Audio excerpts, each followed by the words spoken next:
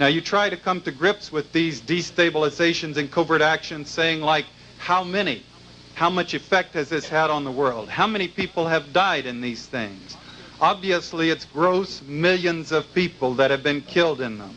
1 million in the Korean War, 2 million in the Vietnam War. Noam Chomsky says a total of 4 million in Southeast Asia when you include the massive bombing of Laos and Cambodia, for example. 800,000 or so in Indonesia, 75,000 in the Ukraine, in which we had a partial responsibility in 1947, 26,000 in Hungary in the Operation Red Sox Uprising of 1956 that we encouraged, 20,000 in the Angolan operation that I helped to run, 15,000 in Nicaragua today. Gross millions of people that we have killed in our national security covert operations around the world. So you say, well, it's a tough world out there, so we've had to kill millions of people so we'll be safe and secure here in the United States. So you try to look at these things and say, what kind of people are these gross millions that we've killed? One of the first things that comes out to you is that since 1954, we do not parachute teams into the Soviet Union to brutalize people. Coincidentally, 1954, according to Tom Gervasi in his book, The Myth of Soviet Military Supremacy, is the first year the Soviet Union developed its first capability to drop an atomic weapon on the United States. We don't do these things in the Soviet Union for the simple reason they have the bomb and a huge army and they wouldn't put up with them.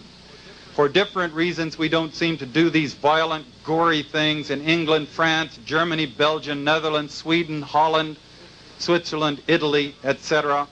These gross millions of people that we've killed in these things are people of the Mitumba Mountains of the Congo, of the sands of the Western Sahara, of the hills of Angola, of the jungles of Southeast Asia, now the hills of northern Nicaragua. People who obviously don't have ICBMs or aircraft carriers or standing armies or navies with which to threaten our national security interests. Look at the people dying in Nicaragua for the last 5 years because of our glorious struggle against communism. These people down there, these 15,000 or so that have died, they're not Russian soldiers or advisors. They're not Cuban soldiers or advisors. They're not even percentage-wise mostly Sandinistas. They're mostly peasants, including many women and children. Communists, they're almost altogether Catholics. Enemies of the United States, the dozens of thousands of American witnesses who've gone down to visit with these people and in some cases live with them invariably come back up here and testify that these Nicaraguan peasants love Americans, love us if we'll just give them a chance. And so now we have the United States poised on the brink of its next war, the Central American War, as in the Korean War, the Vietnam War, the Central American War.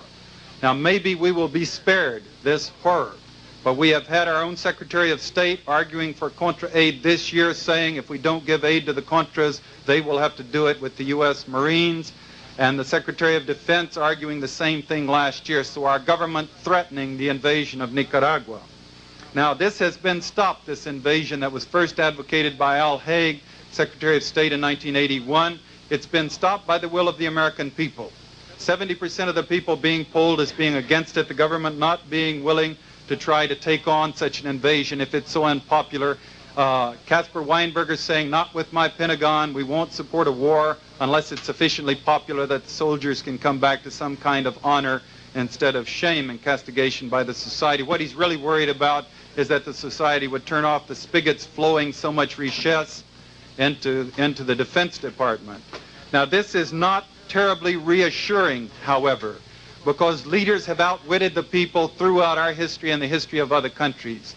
The people have many times been against wars, generally been against wars. The leaders who profit from them in different ways have been able to trick the people into wars. We are so carefully taught, we teach ourselves about how we are a peace-loving country. But if you read our own history just in a cursory way, you note that in fact we're a very warlike country. Over 200 times we've put our forces into other countries to force them to our will. We've been in the business of being a country about 200 years. We've spent 50 years at war. We've fought 15 major wars. The average amount of time between the end of one war and the beginning of another one is 10 years. I believe the longest period of time was between World War I and World War II, and during that period of time, in 1918, we put 12,000 troops into the Soviet Union. We invaded or occupied or put our troops into 12 other countries. We occupied Nicaragua for about 15 years. The American people successively have been taught to hate and fight the Seminole Indians, the Cherokee Indians, Mexico twice, the Plains Indians, the Filipinos, the Spanish Cubans, the British, the Germans, the Koreans, the Vietnamese, and now the Nicaraguans. Before each of these wars, there's been an orchestration of public opinion similar to what the government has been doing to this country against the Nicaraguans, against the Sandinistas. And in each case, there's been eventually some kind of a trigger that was used to galvanize public opinion, to mobilize people to support the war effort. The battleship Maine, the Lusitania, Pearl Harbor, the Gulf of Tonkin incident that was used to dramatize and justify going into the Vietnam War. Read Howard Zinn's book, if you haven't, A People's History of the United States, which gives you the quotes of the leaders throughout history as they have tried to get the people into a war mood and then eventually effected the triggers or exploited historic events and justified our going to war. Now it's been 22 years since the Gulf of Tonkin incident that justified the Vietnam War, 14 years since we pulled our troops back. So you've got to ask yourself, the country's overdue. This may be our second longest period of quote, peace. So are we in fact getting in a war mode? So you look about yourselves and you see it everywhere, of course. ROTC enrollment up, a gigantic U.S. government arms buildup, the greatest arms buildup in the history of the world, in fact, a militarization of the society, glorification of war. The glorification of war begins at the age of 2 in this warlike country of ours. As a matter of fact, does it not? When we put kids in front of the one-eyed babysitter and we turn it on and they watch 10 or 15 or 20 episodes a day of conditioning to the American syndrome. The American syndrome is where nice, clean, pretty, normally light-colored people are put upon by ugly, evil forces. They resist, they beg them to behave themselves, and then at the last minute desperately rise up and stomp the evil forces into the dust. The kids watch this thing, the American syndrome, 10, 15 times a year, growing up absolutely convinced that we are always the good guys, it's always someone else who's causing trouble, and we're fighting wars and intervening only desperately because they are in fact so evil. It's estimated that kids coming out of high school today have watched more hours of violence on television than they've spent in the classrooms themselves. And then you watch the films that we feed ourselves at a slightly older age. Rambo, Commando, Red Dawn, Under Siege, Delta Force, America Missing in Action, Top Gun, Heartbreak Ridge, Death Before Dishonor, Platoon, and they're still coming out. How many people saw the movie Red Dawn? Don't be embarrassed, it was a great movie. Nothing political about it, nothing propagandistic about it, right?